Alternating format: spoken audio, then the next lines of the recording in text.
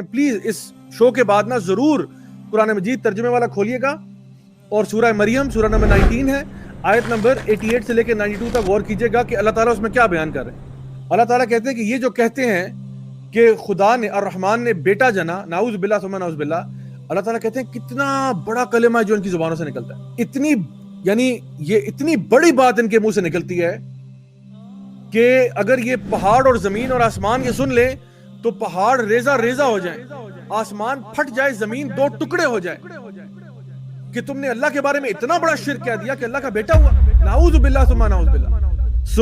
وہ چیز جو کرسچن اکیڈمکس بھی نہیں مانتے، امیجن کریں کہ چوتھے محلے سے ایک مسلمان اٹھ کے کہہ رہا ہے کہ نہیں میں نے منانی ہے۔ جو کرسچن اکیڈمکس ہیں وہ بھی کہہ رہے ہیں کہ this is pagan۔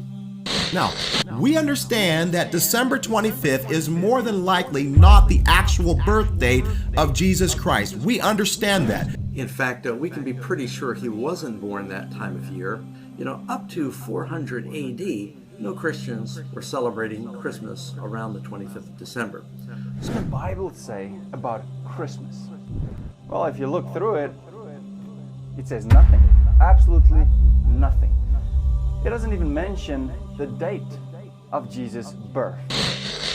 یعنی یہ جتنی بھی میں نے آپ کو باتیں بتائی ہیں یہ میں نے کسی علامہ کا فتویٰ نہیں سنایا آپ کو، میں آپ کو کرسچن سورسز سے کوٹ کر کے بتا رہا ہوں کہ this is the history and the origin of the Christmas festival۔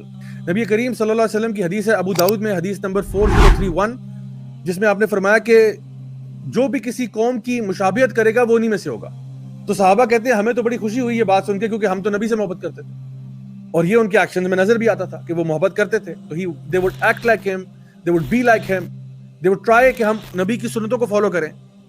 لیکن آج ہم مسلمان ہوتے ہوئے کس کی سنت کو فالو کرنا چاہتے ہیں؟ یعنی وہ چیز جو کہ کرسچن اکیڈمکس بھی کہہ رہے ہیں کہ بھئی ہمارا کوئی تعلق واسطہ نہیں ہے اس سے، یہ پیگن ہے، یہ شرک ہے، وہ بھی کہہ رہے ہیں شرک ہے، اور مسلمان کہہ رہے ہیں نہیں میں نے کرنی ہے۔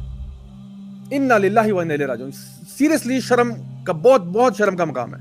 آج اگر کوئی کرسچن جو ہے وہ کوئی غریبوں کو کھانا کھلانے کے لیے کوئی چیریٹی بناتا ہے تو ہم ان کے ساتھ ہیں، اگر وہ یتیموں کی مدد کرنے کے لیے کوئی چیریٹی بناتا ہے ہم ان کے ساتھ ہیں، بیکاز یہ تعاون علی البر ہے۔ لیکن اگر وہ کہتا ہے کہ آؤ شرک میں ایک چیریٹی بناتے ہیں، آؤ سب مل کے شرک کرتے ہیں، تو اس میں ہم ان کا کبھی بھی ساتھ نہیں دے سکتے۔ شرم سے ڈوب مرنے کا مقام نہیں ہے مسلمانوں کے لیے کہ مسلمان کہتے ہیں جی ہم تو لائٹیں لگا رہے ہیں، اس میں کیا ہے، ہم تو جی یہ بتیاں لگا رہے ہیں، ہم تو کرسمس ٹری لے کے آ رہے ہیں جو کہ ایک پیگن فیسٹیول ہے۔ یعنی آپ سوچیں کہ انسان کی یعنی ڈاؤن فال کا کیا، اس سے نیچے انسان کہاں جائے گا۔ وہ جو لا الہ الا اللہ پڑھنے والے لوگ تھے کہ ہم کسی کی عبادت نہیں کرتے سوائے اللہ سبحانہ تعالیٰ کے، وہ اس قسم کی شرکیہ چیزوں میں پارٹیسپیٹ کر رہے ہیں، اپنی آخرت کو داؤ میں لگا رہے ہو۔ قرآن مجید میں اللہ تعالیٰ فرماتے ہیں ان الشرک لظلم عظیم، سب سے بڑا ظلم جو اس کائنات میں ہو رہا ہے وہ شرک ہو رہا ہے، کہ اللہ تعالیٰ تمام گناہوں کو معاف کر سکتا ہے لیکن شرک کو معاف نہیں کرے گا۔ انسان کے اندر رائی برابر بھی شرک آ جائے، ہلکا سا بھی، یعنی اللہ کے علاوہ آپ ایک کسی مکھی کو بھی ساتھ شامل کر لیں تو یہ اتنا بڑا گناہ ہے۔ اللہ تعالیٰ کہہ رہے ہیں میں تمام گناہ چاہوں تو معاف کر دوں لیکن شرک معاف نہیں کروں گا۔ اور یاد رکھیں جو بندہ حالت شرک میں مرے گا اس پہ جنت حرام ہے۔ میری بات بہت غور سے سنیں، میری بات بہت غور سے سنیں۔ کبھی کبھار ہم اپنی اگنورنس میں نا، ہم اپنی جہالت میں ایسے کفریہ کلمات نکال دیتے ہیں، ایسی کفریہ حرکتیں کر دیتے ہیں، ایسے شرکیہ اعمال کر بیٹھتے ہیں کہ ہمیں آئیڈیا ہی نہیں ہوتا کہ شاید ہمارے تمام کام ضائع ہو چکے ہو۔ تو یہ وقت آگے اگر آپ سے غلطی ہوئی ہے اللہ تعالیٰ سے معافی مانگ کے واپس لوٹیں اس طرف اور توبہ کریں کہ آئندہ ایسا کام ہم نہیں کریں گے۔